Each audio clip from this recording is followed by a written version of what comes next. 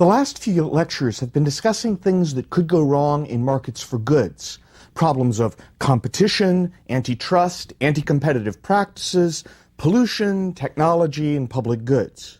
With this lecture, we shift the focus a little bit and begin to talk about problems that can arise in labor markets, specifically problems that can arise when some people end up poor and other people end up rich. A market economy uses supply and demand to set prices, wages, and interest rates. It doesn't make any intrinsic judgments about the worth or the fairness or the justice of these outcomes. In such an economy in the labor market, there are always going to be some people who are unlucky or disadvantaged or disabled or even just plain lazy who end up with lower income. Conversely, there will be some people who are lucky or advantaged or talented or just extremely hard workers who will end up with additional income or additional resources. A market can easily create great wealth for some while leaving others in poverty. This lecture focuses on the issue of poverty and the government welfare programs that seek to address poverty. The next lecture then looks at the issue of inequality of incomes, which covers the entire range of the income distribution, not just those with low incomes. The starting point for discussing poverty is that we have to define what we mean by being in poverty. What do we mean by the poverty line or the poverty rate? And to get you sort of in the mental spirit for this, I have to take you back to the early 1960s, when Michael Harrington has just published his famous book, The Other America, which offers vivid portraits of what it really meant to be poor. The idea of poverty is very much on the public agenda in a way it really hadn't been before. But government didn't have any official definition of poverty, and there was no clear sense in a policy terms of what it would take to lift people out of poverty. The working definition of poverty in 1963 was that poverty was any household with less than $3,000 in income. But there were no adjustments for, say, the number of children, or whether it was one-parent or two-parent family, and there was no really deep justification for that $3,000 figure, except that it was sort of a nice round number. Well, a woman named Molly Arshansky was working for the Social Security Administration, and she was transferred over to the department which was given the job of defining what poverty was going to be. And she based her definition on two ideas. The first one was, how much did it cost to buy a basic diet? And since that cost of buying a basic diet would vary according to the size of family, then there would be an automatically built-in adjustment for different family sizes. The second notion was that food was 1/3 of the family budget. So Molly Arshansky is working in the Social Security Administration, and remember, Social Security is responsible for survivors' benefits. Survivors' benefits sort of get you into the issue of poverty and what you're going to pay people who are surviving after a spouse has died. Arshansky had previously worked in the Department of Agriculture, where they put together food plans for how much it cost to feed families of different sizes. And the Department of Agriculture had various plans for what it would cost to buy a basic diet ranked by level of spending. They sort of had a high-cost plan, a medium-cost plan, a low-cost plan, and what they called the economy plan was the cheapest plan for how much it would cost to give a family a nutritionally adequate diet. So, Arshansky's idea was to link this concept of poverty she was being asked to define to something concrete, like food. She said in an interview later when she was asked about this, "I wanted to show what it was like to not have enough money. It's not just that the poor had less money, they didn't have enough. I knew you couldn't spend for one necessity without taking away from another." So Arshansky looked at this economy food plan, and she figured out what the economy food plan would cost for 62 different family types, depending on age, number of children, whether it was a single parent or a two-parent family. She looked at the economy plan for feeding all 62 different groups.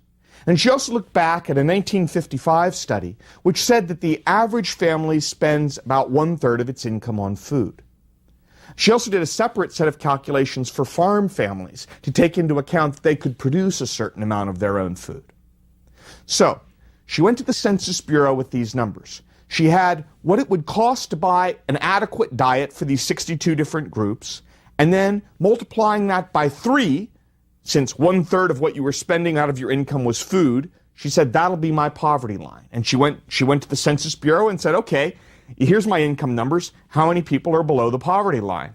Now, to give you a sense of the state of play at this time, at that point, the Census Bureau had actually, they had published breakdowns of income by family size, but they had never before broken down income taking number of parents or gender of head of household or age of the children into account. And it actually cost them about $2,500, which is close to the poverty level income for a year, to find out how many people were below Olshansky's poverty line. And they found out that in that year, by that poverty line, about 20 million children were living in households that were below the poverty line. Now, this general way of looking at what the poverty line meant spread very, very fast. It was being used in prominent government reports as early as 1964, and by 1969 it actually became the official definition of the poverty line. And ever since then, the poverty line has remained basically the same as what Olshansky defined back in the early 1960s.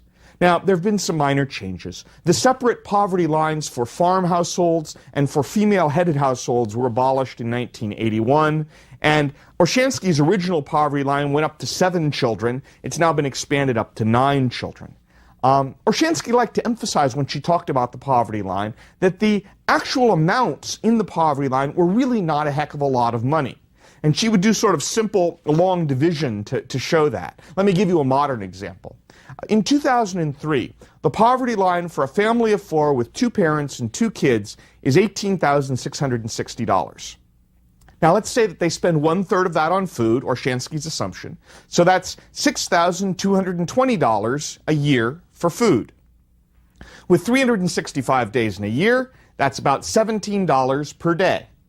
With 3 meals per day and 4 people at each meal, that's an average of $1.42 per meal for the entire year. That's not what you would call an exorbitant standard of living. Now, any measure of poverty, including this one, will be subject to a range of potential criticisms. Let me give you some of the criticisms that have been raised about Olshansky's line. What's going on, for example, with this multiple that households spend 1/3 of their income on food? I mean, that was a study from the mid-1950s. By later in the 1960s, the average household was spending something like 1/4 of income on food, and now it's more like 1/5 of income on food. The share of income being spent on food has gradually declined over time. But we haven't sort of raised the multiple and taken the food expenses and instead of multiplying by 3, multiplied them by 4 or by 5. Why use the economy food plan? Actually, if you look in the documents of the time, the economy food plan was supposed to be for emergencies, like what you could really just barely scrape by with. Why not use the low-cost food plan or the moderate food plan that would be a little bit more reasonable in terms of what people actually spent on food? The poverty line that Olshansky set is increased each year for inflation. So it does rise with inflation over time. But should it also be increased to reflect economic growth and the fact that we're living in a richer society? After all, some part of our idea of what poverty means is relative to the other people in society. And so just increasing for inflation but not for economic growth doesn't take into account that relative feeling. Should the poverty line take modern technology into account? Should poor people have enough money to have access to cable TV or cell phones or broadband internet access at home? What about geographic disparity?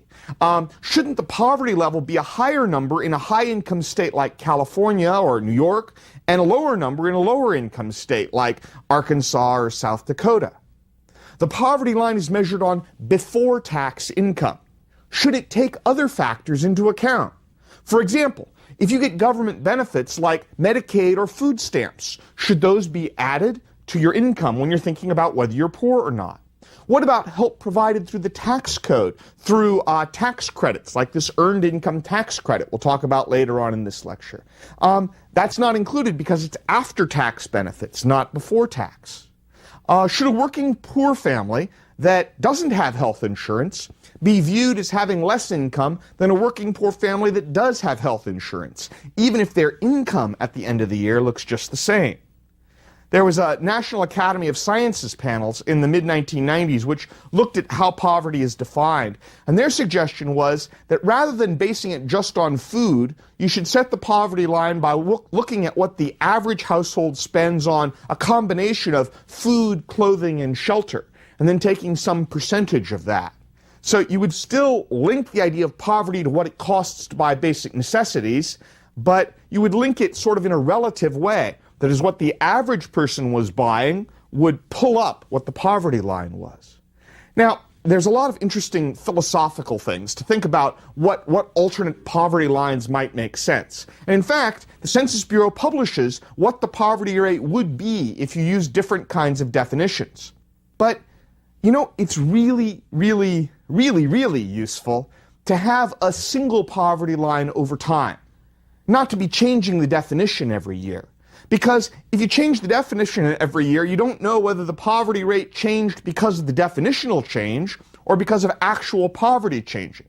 If you leave the definition alone, mostly alone, you can at least be pretty confident that changes in the poverty rate are telling you something about what happened in the economy. So, the U.S. poverty rate is the percentage of people in the U.S. population who are below Orshansky's poverty line. It's been projected back into the 1950s and measured each year by the Census Bureau. If you look at those numbers over time, the poverty rate in 1960 would have been about 22.2%. That's the share of the U.S. population that would have been below the poverty line. However, that drops dramatically during the rapid economic growth of the 1960s. And by 1969, the poverty rate is down to only 12.1%. By 1973, it's down to 11.1%. So an enormous number of people sort of move above Orshansky's policy line, or poverty line, over that time. But during the bad economy of the 1970s, big recessions, high inflation, by 1982, the poverty rate is back up to about 15%. And in 1993, although it's fluctuated up and down a little bit, it's still about 15%. During the strong economic growth of the late 1990s, the poverty rate begins to sag down again, and by 2004, it's bounced up a little, but it's about 12.4%. Another way to say that in broad terms is there's a sharp decline in the poverty rate during the 1960s and perhaps into the early 1970s.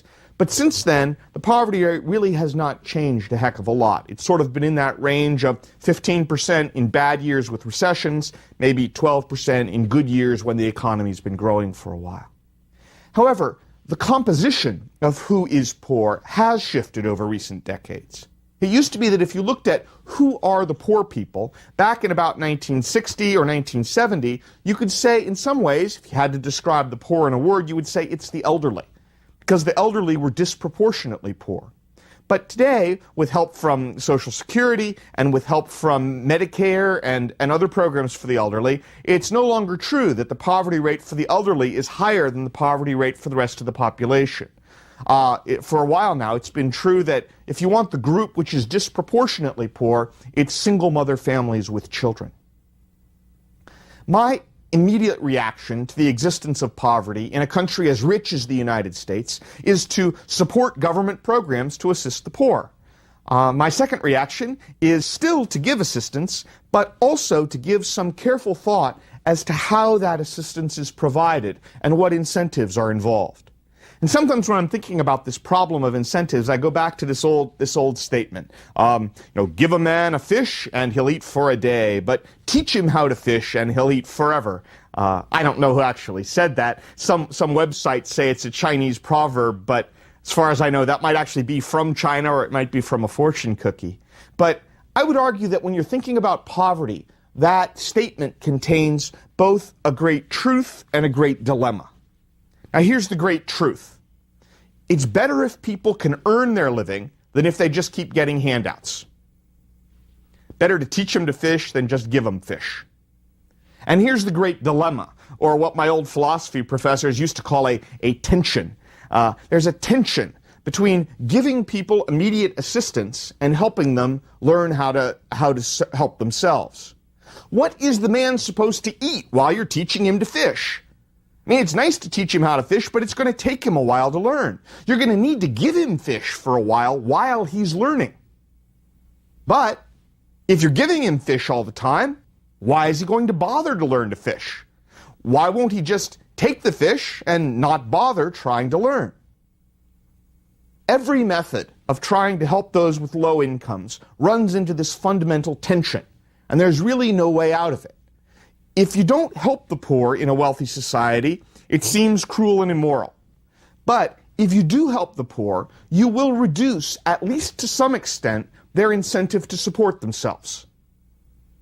The social safety net shouldn't be a hammock. It shouldn't be something which is hard to climb into and hard to climb out of. Instead, the social safety net should be like that kind of net that's used in circuses to catch trapeze artists. You sort of fall into it and it's soft, but then you bounce up and out again and go back into the real world and into a regular life where you're supporting yourself. Now, there's no way, I think, to avoid this problem altogether of the tension between helping people and reducing their incentives to support themselves. But you can set up programs so this conflict is either relatively large or relatively small. And that's where we get into these issues of incentives. So, to consider the fundamental problem, let's consider a basic proposal. The U.S. government guarantees people will receive the poverty level of income. They just guarantee that. So, family of 4 in 2003, like we said before, will get $18,660. If you earn less than that amount, the government will give you enough money to bring you up to that level, up to that $18,660. Now what could be wrong with this proposal, other than, maybe not being generous enough? But in terms of incentives, what could be wrong with it? Well, let's think about the incentives for a moment.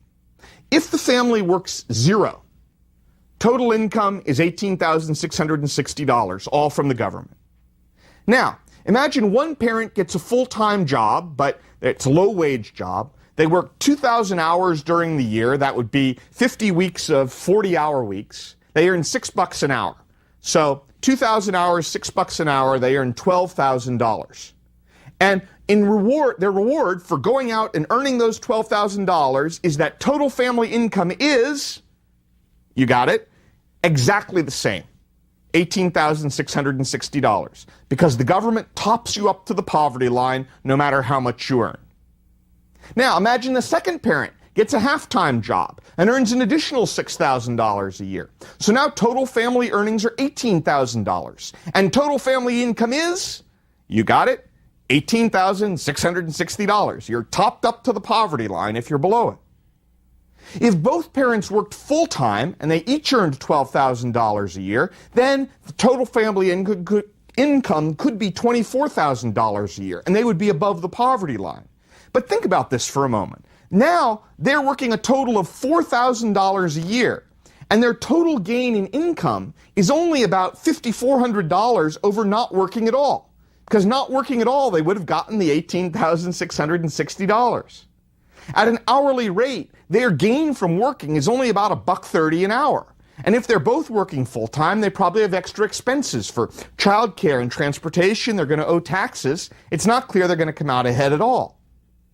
The fundamental problem here is called, by economists, a negative income tax.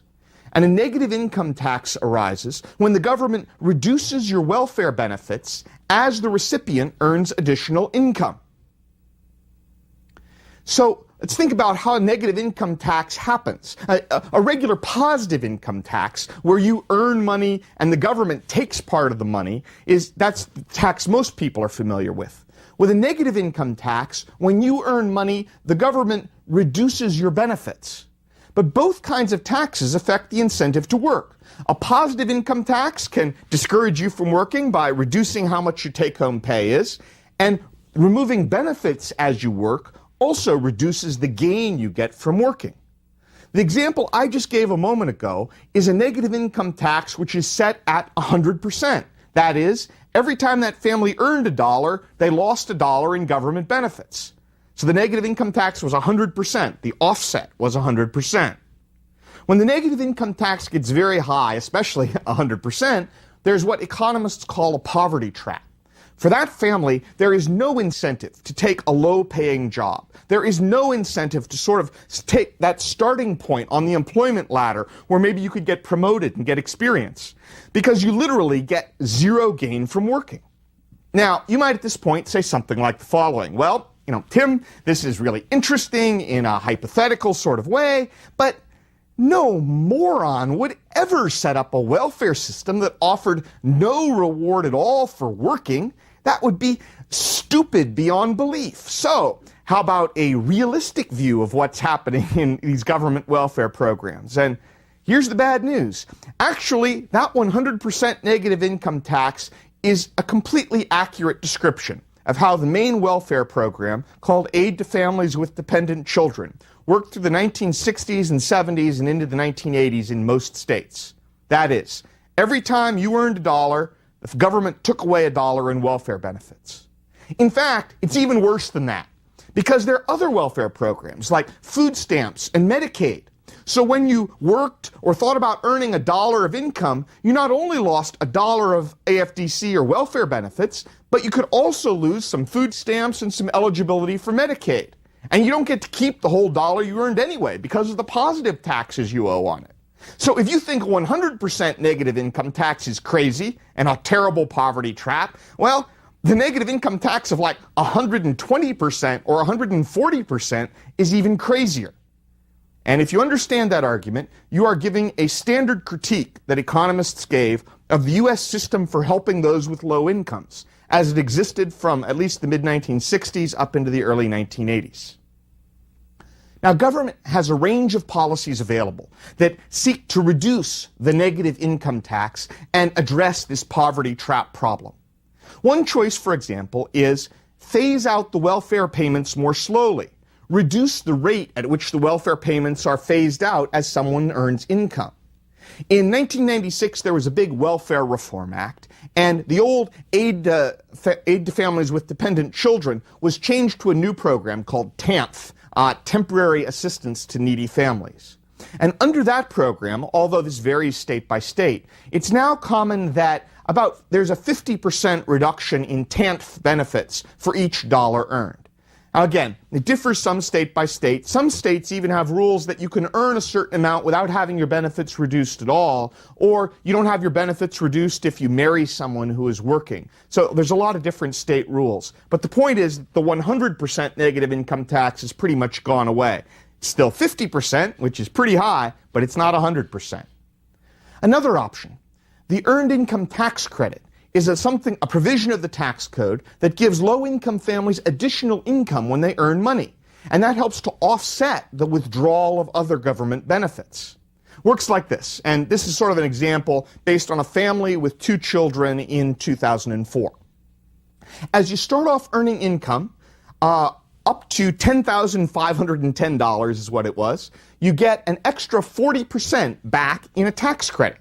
So if you were earning $10,510, that 40% means you'd get $4,202 extra. Then, as you increase your earnings from $10,510 up to $13,710, you're earning more money, but there's no reduction in that $42,002 you were getting. Above that level, they start phasing out the money. So every additional dollar you earned loses 26 cents of the tax credit money. Now, the point is that work is subsidized for low-income workers. Now, of course, it does phase out. It does have a negative income tax part as it phases out, but, you have to phase it out somehow. It's interesting that the amount of money that is paid out through this Earned Income Tax Credit in 2004 was about $34 billion a year. And that was actually worth more than the welfare payments for the country in that year, which were only about $24 billion. For some programs like Medicaid, which pays for medical care for poor families with children, various states have changed the rules so that as you get above the poverty line, you can keep getting Medicaid up to like 2 times the poverty line. So the incentive to work and get that job that gets you started in the labor market is not removed. The big trick here, though, the big question is, don't force poor people to choose between working in a job with no health benefits and losing Medicaid and losing health insurance for their children. Another way in which we've tried to get around the problem of these negative work incentives is through work requirements. Starting in the late 1980s and up into the mid-1990s, there were a series of welfare reforms passed by individual states that required welfare recipients to go back to work fairly quickly. In 1996, that big welfare reform bill I mentioned before said this is now federal law, that all the states had to have basic rules to get federal money. they needed to get a certain percentage of their welfare recipients back to work.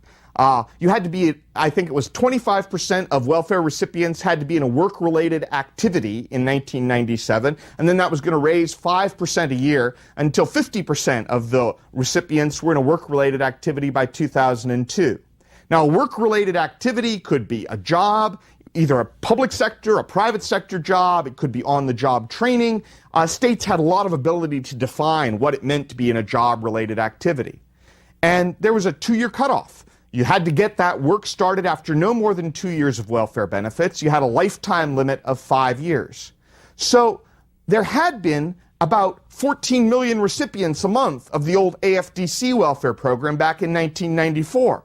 And remember, the economy was doing pretty well in 1994. After the 2001 recession, when the economy wasn't doing so well, there were actually less than 6 million people receiving TANF. So the number of welfare recipients was just cut very substantially by the welfare reform bill. Now, these work requirements are controversial. I think it's an open question what society is going to do if and when a large number of families with kids hit the wall and they aren't eligible for government assistance. Some of the poor may need expensive services like daycare and transportation to make work possible, since their wages are not likely to be high. But it also seems like a culture of non-work had developed, and at least among some welfare recipients, and the work requirements helped to break up that culture. Yet another way to get around the poverty trap is to provide in-kind help. In-kind help meaning help not in the form of cash, but in the form of some service, like Medicaid, medical services for the poor, or food stamps that can be spent in groceries. But these still create issues of a negative income tax because they are phased out as income increases. The big idea of Medicaid and food stamps is that Medicaid, if you are a poor family with kids, and if you're eligible, then your medical bills are almost entirely paid by the state and federal government. The way food stamps works is you calculate what it would cost to buy the economy food budget. If it would be more than 30% of your income, you can get food stamps to pay for the rest. Food stamps is not really stamps anymore. Most of the time it's now a plastic card, but the name continues on. Those approaches are often politically popular because they seem to promise that the poor won't use the assistance unwisely. They have to spend it on medical care or food. But economists have pointed out that they have incentive issues too. For example, Medicaid can create a problem of what's sometimes called job lock, where you're worried about moving to a different job because you're worried about losing your Medicaid benefits. Maybe the insurance from the new employer wouldn't be as good as the Medicaid you're getting. Food stamps are also, for a lot of people, basically equal to income. I mean, after all, you can use the food stamps and that frees up money to spend on something else. Now, I've mentioned welfare, the TANF program, the Earned Income Tax Credit, Medicaid, and food stamps. But just to be clear, there's something like 80 other programs from the federal government where benefits are tested by income level. So those with lower income get the benefits and they phase out over time. Or they phase out as your income goes up. Some examples would be for supplemental security income. That's the part of the program that assures a basic minimum income for the elderly. But the issues of whether you expect the elderly to work are a little tricky. There are housing programs like housing vouchers or what's called Section 8. There's a federal child care program. There's the Head Start program some kids are eligible for. There are things in the tax code like a tax credit for children that phases out. There are things in the Bush tax cuts, various kinds of tax changes that for those of us with several kids, that child tax credit has really made a big difference. There's school lunch programs. There's something called Women, Infant, and Children, the WIC program, which is food support for women who are pregnant or have babies or small kids. There's the low-income home energy assistance program to help with heating bills in the winter. And all of these programs create potential trade-offs between assistance and incentives. Now, some of them we don't worry too much about the trade-offs because programs aimed at the elderly or at kids may not have a big incentive on whether they work or not. We're not expecting retired people to work. We're not expecting kids to work. But we need to address this tension. We need to think about how it's always true, the issue isn't just how much money do you give people with low incomes, although that's obviously a big and important question. It's not just how much money do you give people, but it's how As they earn more money, do you phase out that assistance? Because the way in which you phase out that assistance is going to be critical to the work incentives that you're providing, and the incentives you're providing to help people get out of poverty and stay out of poverty. The more we think about that incentive problem, the more we think about how assistance is phased out, the more it will be true that we aren't just helping the poor, but we would be helping the poor to help themselves.